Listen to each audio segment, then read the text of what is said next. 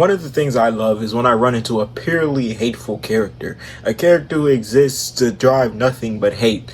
Just spends all their time hating on whether it be the main character, the villain, the side character, the main antagonist. It don't matter. That's why today I'm back with the most hateful characters in JoJo's Bizarre Adventures, because there are a lot of characters who are filled with nothing but pure malice and evil intent in their heart. And up first, we have Donatello versus. Now, when I talk about him, I need you all to remember one thing. He is Dio's son through and through. Of all four of Dio's children, he's probably the most ruthless, the most aggressive of them all. And he's probably the one who thinks the most like Dio, because when he meets Pucci, as the time went on and as he felt like Pucci was disrespecting him, when in reality Pucci was just slightly doubting his abilities as he just got his stand, he would often tell Pucci to shut the fuck up. Shut the fuck up already and stop confusing me. Were you speaking to me? Like, this was one of the first times I've heard someone in an anime just randomly say shut the fuck up. So I was very, very confused when he just kept telling Pucci to shut the fuck up, and Pucci just looked at him. Cause he was probably thinking, I'm not gonna hurt you because of who your father is, but you're fucking lucky. And to make matters worse, Versus, he literally was so selfish that he would rather, when this plot failed and his stand just couldn't take it, and Jolene and Hermes found a way out, and Pucci kept teasing this nigga, he, while tied upside down, said whatever, stole Weather Report's stand disc, gave it to Weather Report, literally sent it to Weather Report, and said, well, now he's not going to be an ally for either of you, and he's just going to wreak havoc. Damn. Like, he was never on the side of Pucci really achieving heaven, nor was he on the side of just Jolene stopping him doing that and getting the memories of her father and everything back to normal. He was just on his side. And since he had fundamentally lost either way, because Jolene and Hermes definitely were not keeping him alive if he hadn't done that, and Pucci probably just would have kept walking and left him tied upside down if he hadn't done that. Now, his backstory somewhat, not even somewhat, it really does kind of justify the way he is and the reason he does what he does. He's a man who ran away at 13. Understandable. But it's been, honestly, never in JoJo do I really see a side villain defect from the side of the villain and create his own side, because he doesn't like either of the people involved.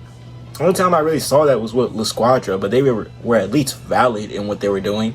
Donatello versus, though he had a reason to be distrusting of authority figures and adults and basically anyone, he just really did it for the chaos, for the thrill, for the pure hate and malice that he had that Pucci was in the spot that he had suddenly felt like he deserved to be in, when he didn't even know Dio was his father, nor did this plan existed more than like a month ago.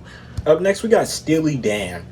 Cool. If I'm being honest, his whole appearance served nothing as a hate watch.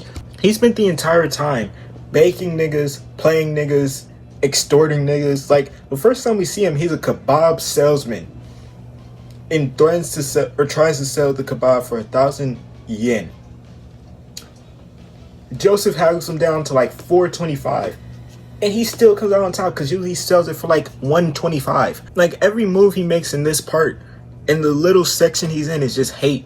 He killed Enya really quick. Like, that was actually insane. I thought he was about to be a crazy villain, and he was, because they literally had to use an ass-pull power of Polnareff and fucking Kakyoin shrinking down to miniature size to go within the ear and attack his stand. What? They never went miniature size again. I just want to remind everybody. That was the one and only time they ever went miniature size. But he pulled up all cocky on Jotaro and he said, you're not going to touch me. So once Jotaro hits him in the stomach and he saw his grandfather went flying back, and then what's the name started explaining his stand, and he literally let a kid hit him with a broomstick to make Joseph feel more pain. He literally had Jotaro eating out the palm of his hand. He spends the entire day forcing Jotaro to follow him, taking his money, forcing him to use his body as a bridge so he could cross a ditch.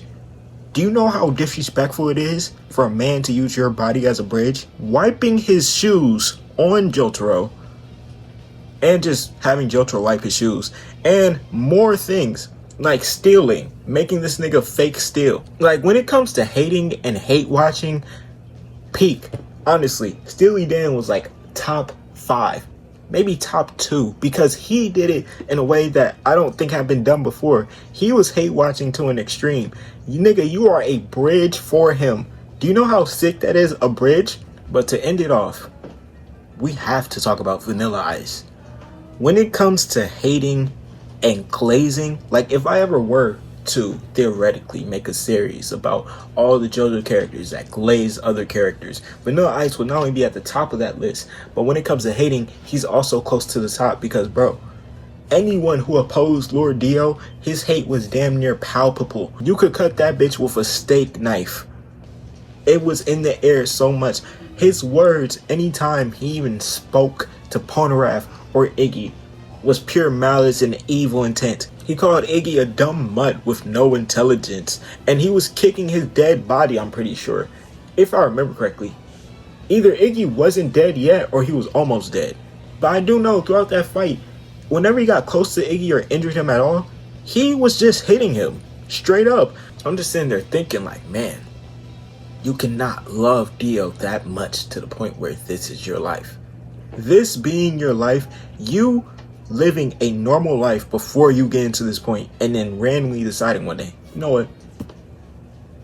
I need to be in love with a vampire so I can be evil and hate everybody.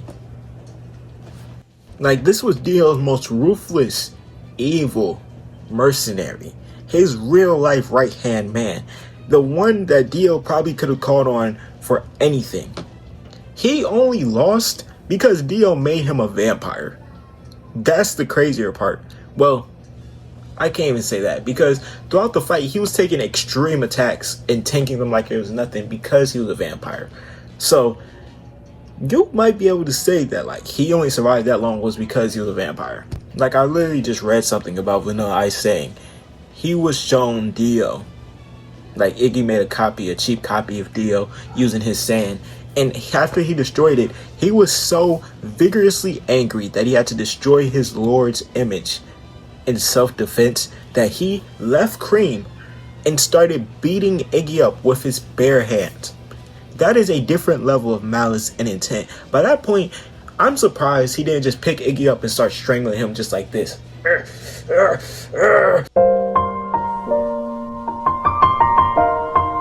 On that note, I think I low-key gotta end the video.